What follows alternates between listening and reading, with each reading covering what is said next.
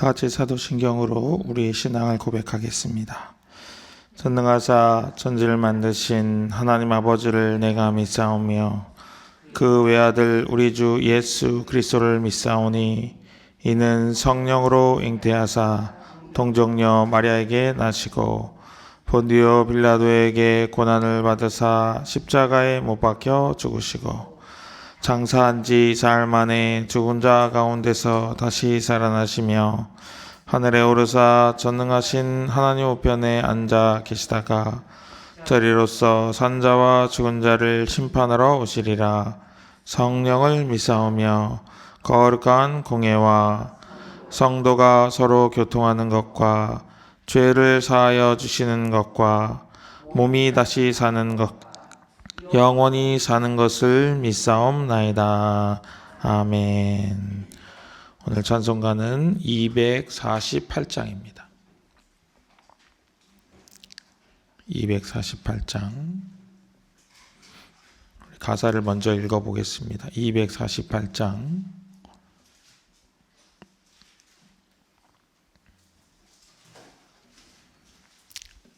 1절입니다. 같이 읽겠습니다.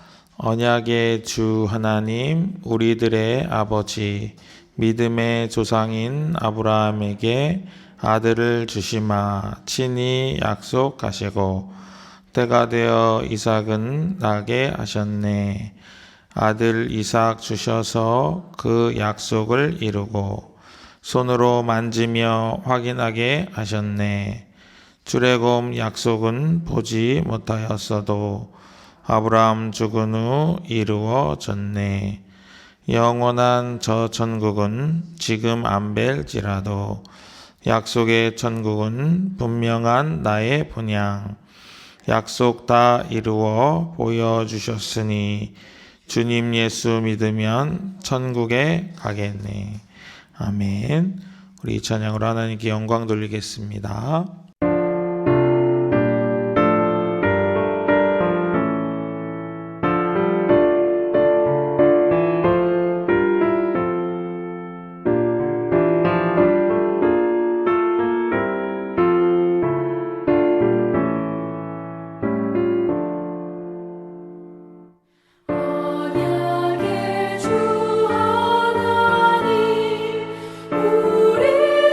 우리들의 아버지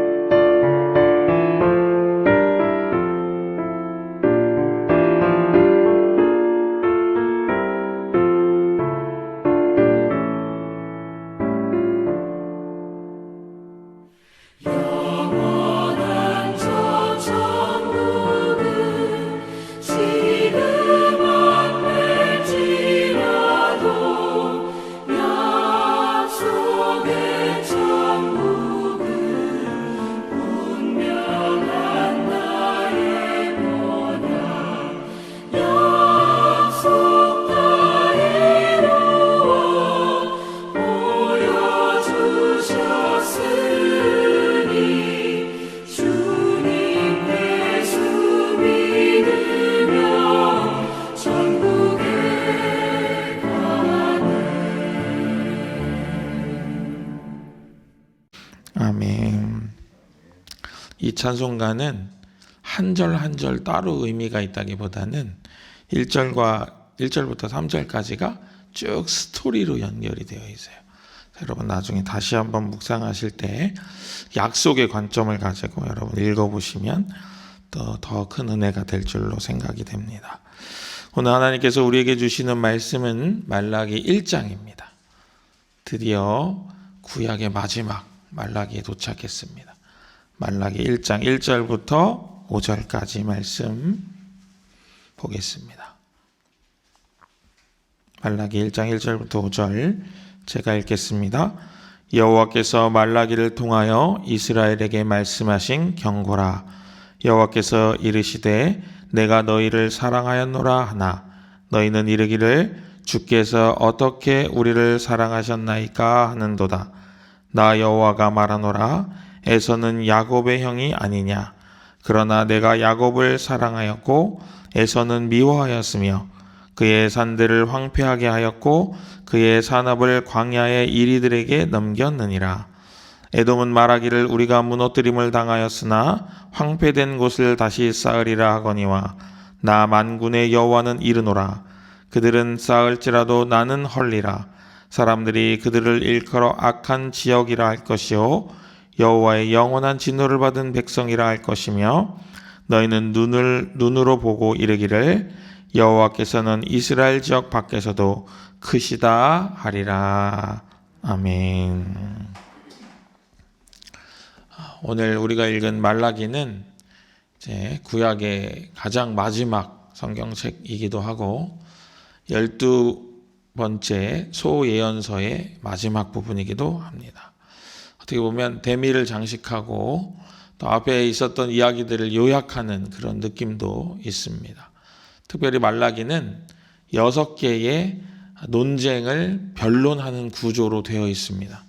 오늘 우리가 읽은 1절부터 5절까지가 이제 첫 번째 논쟁과 변론에 대한 이야기인데 6가지 그 변론의 구조를 여러분 읽어가시면서 내가 점검이 되는 그런 일이 말라기 안에서는 있습니다. 여러분들이 쭉 읽어가시면서 오늘 말라기를 다 끝내실 때 나는 이런 부분에 대해서 어떻게 하나님은 이 부분에 대해서 무엇라고 이렇게 계속적으로 물으시면서 여러분이 그 해답을 찾아가게 되시기를 바랍니다.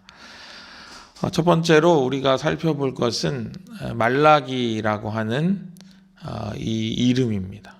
과연 이 이름이 어떤 사람의 이름이었냐 아니냐 이런 좀 여러 가지 이야기가 있어요. 첫 번째는 말라기라고 하는 선지자가 있었을 거다 이렇게 하기도 하고 두 번째는 아니다. 그냥 어떤 의미에서의 통칭이다 이렇게 보는 견해가 있습니다. 근데 이제 두 번째 의견이 좀 더 유력한 이유는 말라기라는 사람이 다른 어떤 성경에서도 언급되지 않기 때문입니다. 그래서 말라기라는 사람이 있었다면 어떻게든 언급이 됐을 텐데 전혀 내용이 없다 이렇게 되는 거죠. 그리고 말라기라고 하는 이 말 자체가 나의 사자라는 뜻이거든요. 그래서 1절을 여러분 눈으로 보시면 여호와께서 나의 사자를 통하여 이스라엘에게 말씀하신 경고라 이렇게 통칭적으로 읽어도 전혀 무리가 없는 그런 구절을 보여주고 있습니다. 이 말라기가 그러니까 지금까지 있었던 선지자들이 했던 그 이야기를 통해서 너희에게 경고하신 것을 내가 정리한다 이렇게 이야기를 하고 있는 것처럼 들리기도 합니다. 또한 방금 말씀드린 것처럼 6가지 논쟁에 대한 변론의 구조로 그런 이야기, 예언서 이야기들을 다 총체적으로 정리하고 있는 게 아닌가 그런 생각이 들어서 말라기는 사람이 아니라 그동안 여러 대예언서와 소예언서를 통칭하는 나의 사자. 그러니까 하나님께서 그동안 보내셨던 여러 선지자들을 총괄적으로 부르는 말이 아니냐 이렇게 하는 주장이 설득력이 있어 보입니다. 제가 방금 말씀드린 6가지 논쟁은 첫 번째 1절부터 5절까지는 하나님의 사랑에 대한 논쟁입니다. 두 번째는 주의 이름을 멸시하는 것에 대한 논쟁이고, 세 번째는 형제를 사랑하지 못한 것에 대한 논쟁이고, 네 번째는 완악한 말로 여호와를 대적한 것에 대한 논쟁, 다섯 번째는 11조에 대한 논쟁이고, 여섯 번째는 여호와를 경외하는 것에 대한 논쟁입니다. 여기서 우리가 제일 유명하게 말라기를 통해서 아는 것은 이제 11조에 관련된 내용이죠. 그래서 이제 그런 이제 6가지 논쟁을 여러분이 쭉 볼 텐데, 오늘 제가 1절부터 5절까지 제가 여러분들에게 이제 설명을 드릴 때, 요런 흐름이구나 하시면 나머지 5개의 구조도 금방 쉽게 파악을 하실 수 있지 않을까, 그렇게 생각이 됩니다. 먼저 우리가 2절에서 하는도다까지만 전반부 같이 한번 읽어보겠습니다. 2절 전반부만 읽겠습니다. 여호와께서 이르시되 내가 너희를 사랑하였노라 하나 너희는 이르기를 주께서 어떻게 우리를 사랑하셨나이까 하는도다. 여호와께서 이렇게 말씀하셨다. 그러나 너희는 이르기를 뭐라고 하는도다. 이게 이제 논쟁을 이끌어가는 이제 화두인 거예요. 자, 보니까 2절에 보니까 주님께서 내가 너희를 사랑하였노라 이렇게 얘기하니까 백성들이 뭐라고 했다고요? 어떻게 우리를 사랑하셨나이까 이렇게 했다는 거예요. 반론을 제기하는 거죠. 하나님께서는 이스라엘 백성 보고 내가 너희를 사랑했잖아. 그랬더니 이스라엘 백성들이 어떻게요? 기억이 잘 안 나는데요. 하나님 언제요? 막 이렇게 하는 거죠. 마치 어린아이들처럼, 그렇죠?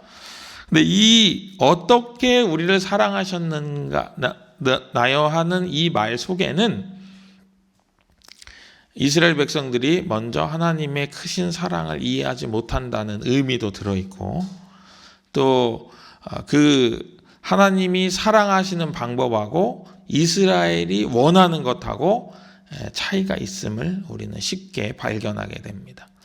아마 이스라엘 백성들은 하나님을 믿으면은 늘 평안하고 또 살림살이도 좀 나아지고, 그렇죠? 자식도 좀 잘 되고 환경도 좀 좋아지고 외세의 침입도 좀 없고 나라도 막 번성하고 이런 거를 꿈꿨는지도 모르겠습니다. 그런데 이스라엘 역사를 돌아보면 그런 적이 별로 없잖아요. 다윗 때 그렇게 추앙하는 다윗 때 좀 넓은 영토 뭐 이런 거였지. 이러다 보니까 어떻게 우리를 사랑했다고 하십니까? 라고 묻고 있는 거예요. 하나님이 우리를 사랑하셨다면 우리가 이렇게 되면 안 되잖아요. 라고 이야기를 하고 있는 거예요. 그런데 여러분 이 이야기를 듣고 보니까 좀 서늘한 느낌 들지 않으십니까? 우리도 기도할 때 자식 잘 되고 걱정 없고 좀 살림살이 좀 나아지고 경제적으로 좀 더 우리가 풍족해지고 이런 것들을 우리가 구하기 마련인데, 하나님께서는 그런 것들을 개선시켜주는 것으로 우리에게 사랑을 표현하지 않는다는 것을 2절을 통해서 우리는 발견하게 되는 거예요. 2절 하반절도 한번 읽어볼까요? 자, 하는도다 뒤에부터 읽겠습니다. 나 여호와가 말하노라 에서는 야곱의 형이 아니냐 그러나 내가 야곱을 사랑하였고 그럽니다. 하나님 사랑하셨다면서요. 어떻게 사랑하셨나요? 그랬더니 갑자기 하나님께서 에서와 야곱의 형제 관계를 이야기하시면서 에서가 형이지만 나는 동생 야곱을 사랑했다 이렇게 이야기하는 거예요. 여러분 야곱의 이름이 뜻이 발 뒤꿈치를 잡는 자예요. 그렇죠? 왜 그렇죠? 형의 발 뒤꿈치를 잡고 태어났잖아요.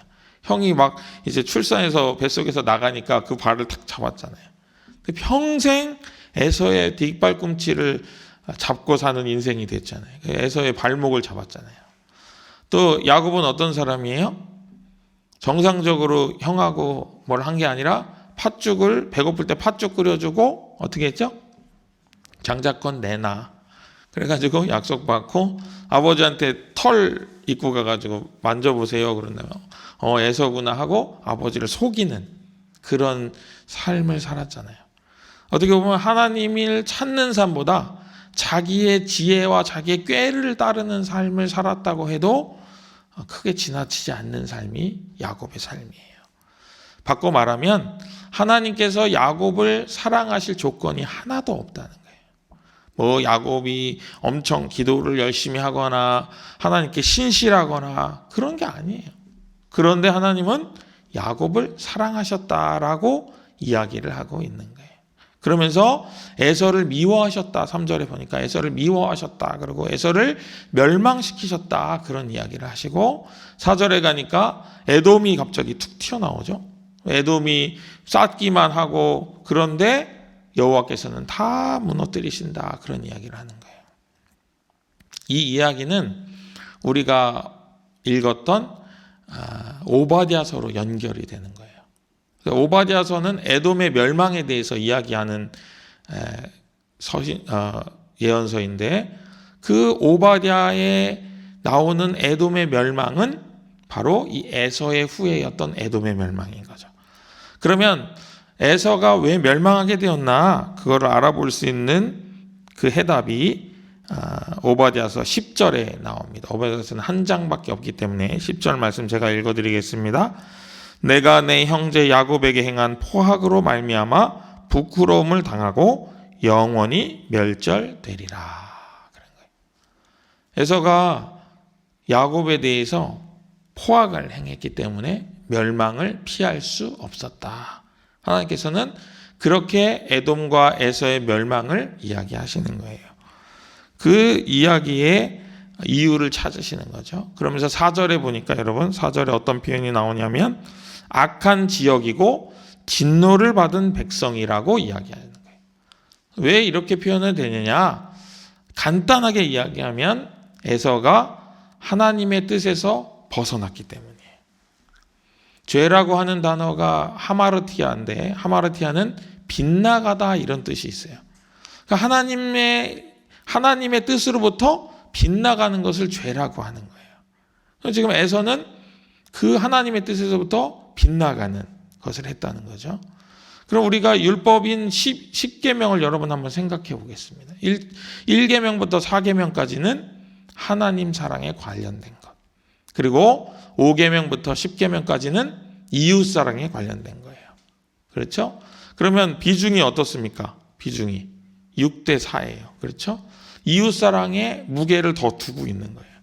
그런데 그 이웃 사랑, 형제 사랑을 제대로 하지 못한 에서와 그의 후에 에돔이 멸망하게 되는 것이 율법을 벗어난 그 모습의 종말을 비춰주는 것과 같다고 말할 수 있겠습니다. 하나님의 관심은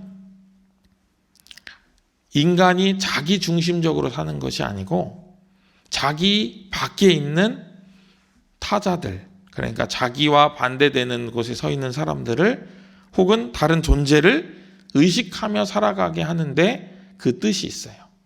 그래서 방금 살펴본 10계명도 1계명부터 4계명까지는 나 말고 누구죠? 하나님. 5계명부터 10계명까지는 나 말고 누구죠? 이웃. 부모로부터 시작되는 이웃 옆집에 있는 사람까지 연결이 되고 있잖아요. 10계명에 나를 위한 구절은 단 하나도 없어요. 그 말은 하나님의 뜻은 전부 다 나를 위함에서 벗어나라고 이야기하는 거예요. 자기를 위하지 말아라 라고 이야기하고 있는 거예요. 그러면서 그 자기를 위한 인간의 자기 중심성에서 벗어날 때 하나님의 뜻이 그 삶에서 이루어진다라고 볼 수가 있습니다.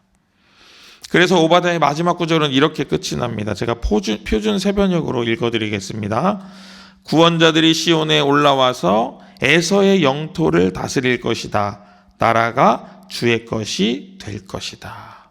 무슨 말이냐면 하나님의 뜻대로 살 사람들, 구원을 받은 사람들이 시온산에 올라와서 에서가 멸망한 그 영토를 다스리기 시작할 텐데 그러면 그 에서의 영토가 하나님의 나라가 될 것이다 라고 말하고 있는 거예요. 바꿔 말하면 하나님의 나라는 하나님의 뜻을 행하는 사람들이 다스리는 나라다라고 이야기하고 있는 것과 마찬가지입니다. 그래서 하나님께서는 야곱의 허리에서 12지파를 내십니다. 그리고 그 12지파가 구원받은 자들이 되어가지고 그 이스라엘이 하나님의 통치를 받는 하나님의 나라로 자라가시기를 간절히 원하셨던 거예요. 그 이야기를 이렇게 하고 계신 거예요. 그 일을 위해서 내가 야곱을 주권적으로 선택하고 그 야곱을 사랑하고 오히려 그에 반대되는 에서는, 자기 자신만을 위하는 에서는 내가 물리쳤다 하고 이야기하는 거예요. 에서의 자기중심성의 극대화된 모습은 그 팥죽 한 그릇에 있는 거예요. 자기의 배가 고프니까 자기의 배를 불리기 위해서 자기의 삶에 하나님이 부어주시려고 예비하셨던 장자권을 갖다 버리고 자기 배를 채우는 그 모습이 바로 하나님의 선택을 받지 못하는 결격 사유가 되었던 것입니다.